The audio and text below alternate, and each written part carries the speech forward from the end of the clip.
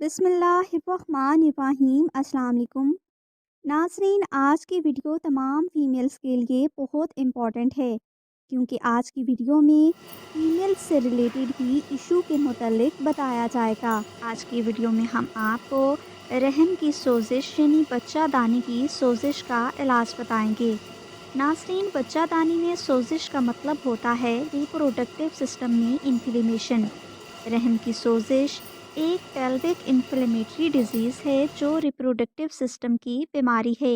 اس میں رحم میں وہ ٹیوبس جن کے ذریعے ایگز اووری سے یوٹرس تک جاتے ہیں ان میں انفیکشن اور انفلیمیشن ہوتی ہے۔ ناظرین، رحم کی سوزش اکثر سیکشول ریلیشن شپ کے ذریعے ٹرانسمٹ ہوتی ہے۔ اگر ریپروڈکٹیو سسٹم کو کلین نہ رکھا جائے تو بھی بچہ دانی میں انفیکشن ہو سکتا ہے۔ کبھی کبھی برتھ کنٹرول کے لیے استعمال کی جانے والی ڈیوائسز اور پلز بھی بچہ دانی میں انفیکشن کا سبب بن سکتی ہیں۔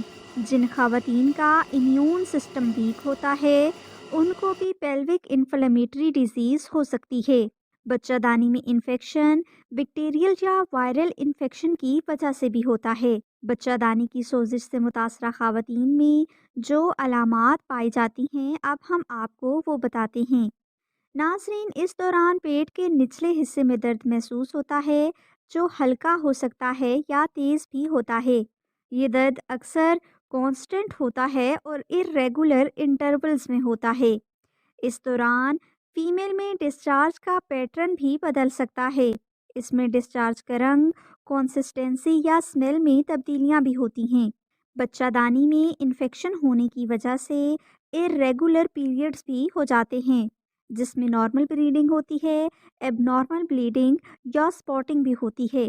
انٹرکورس کے دوران یا بعد میں درد یا ڈسکمفرٹ محسوس ہونا بھی بچہ دانی میں انفیکشن ہونے کی علامت ہے۔ کچھ خواتین بچہ دانی میں انفیکشن کی وجہ سے تیز درد بھی محسوس کرتی ہیں اور یہ درد ان کو کمر میں بھی محسوس ہوتا ہے۔ رحم یا پیلوک ایریا میں کانسسٹنٹ یا بار بار درد محسوس ہونا جو نارمل بیہیویئر یا روٹین ایکٹیویٹیز میں بھی برقرار رہتا ہے۔ ناظرین، ہم آپ کو رحم کی سوزش کے ریلیٹڈ بتا چکے ہیں، اب ہم آپ کو بچہ دانی کی سوزش کا علاج بتائیں گے۔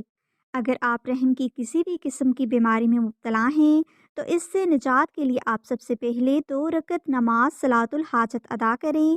اس کے بعد آپ زیادہ پانی کی بوتل لے کر اپنے پاس رکھیں۔